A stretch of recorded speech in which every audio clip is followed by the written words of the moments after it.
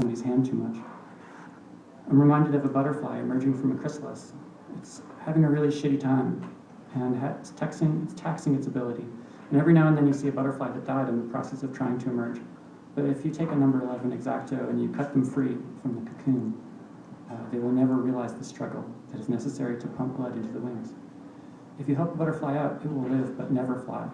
And moreover, it won't live long, flightlessly dragging these miserable, saggy unwings, looking for food that is totally unreachable. It sucks. So along those lines, that was an unfortunate pun. Here's something from the November issue about parallel lines. Also, this issue had tons of Blondie jokes in it that no one ever got. It's just sort of like added flavor. I always throw into every issue, and there's news that completely no one cares about. I'm going to jump right in as though I was segueing out of something where I was discussing the number 11.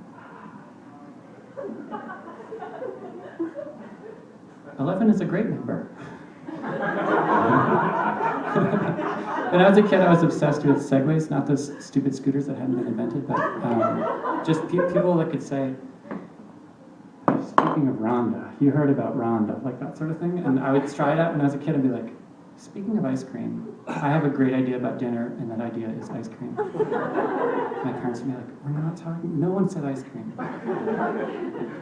Speaking of the number 11, 11 is a great number. It's just two vertical parallel lines.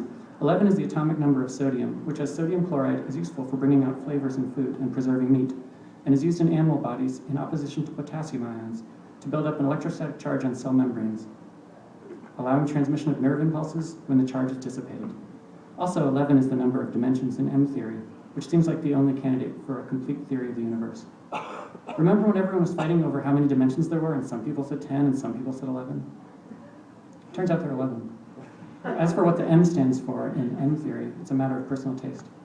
The M theory wiki lists membrane, matrix, mother, monster, mystery, and magic as suggested options. I'd say these are all pretty good. 11 pipers piping.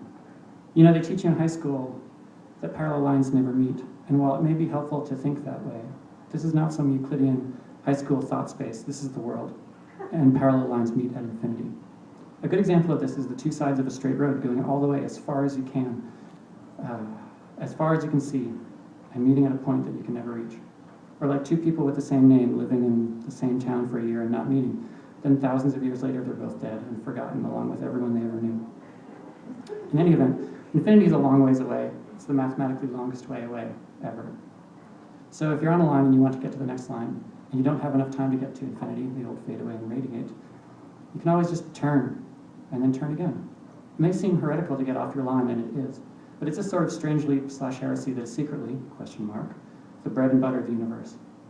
If you put a number in between two vertical parallel lines, it means absolute value, a good way to reconcile opposites. In language, two vertical parallels at the end of a word serve as a glyph for the concept of will, an abstract line manifested as a solid staff, represented by two abstract lines, heel, shield, wheel, idle. If we think of the edges of this staff meeting in infinity, it's easy to see how we're also describing a cross-section of an infinitely sharp knife, similar to the way in which a coin becomes a cup in hyperbolic space. Famous parallels in history include Jacob's ladder, the DNA double helix, corduroy fabric, which is literally the fabric of kings, and Ulysses/the Odyssey, or anything high/anything low. On the topic of parallels, Philo presents the paradox, also mentioned in the Genesis Rabbah, that the world is too small to contain God, but the space between the staves of the ark is large enough. I'm not quite sure what that's about. In addition to the power of this symbol 11, 11 is elevated emotionally via its relationship with the circular number 12, which defines our clocks, calendars, zodiacs, and programs. The 11th hour is how people used to say the last minute, back when time was longer. And it still holds the power of the raw energy of transformation charged by waiting or not. It's like slipping through a subway car door just before it closes, or the mania of the next morning's term paper at 4 a.m.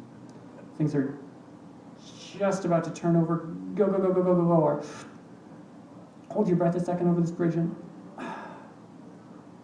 If we think of the interplay between this duodecimal system, by which the cycle begins anew at 12, like a clock, and the more common decimal system, by which the cycle begins again at 10, we have an interesting situation in which the step you take just before the cycle's over, 11, is the same as the step just as the next one's beginning, 11.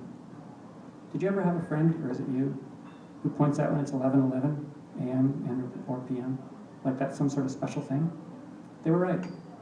11:59 is the practical minute of transformation, but 11:11 is the symbolic, magical, hyper-parallel, doors open minute. It's Black Flag minute.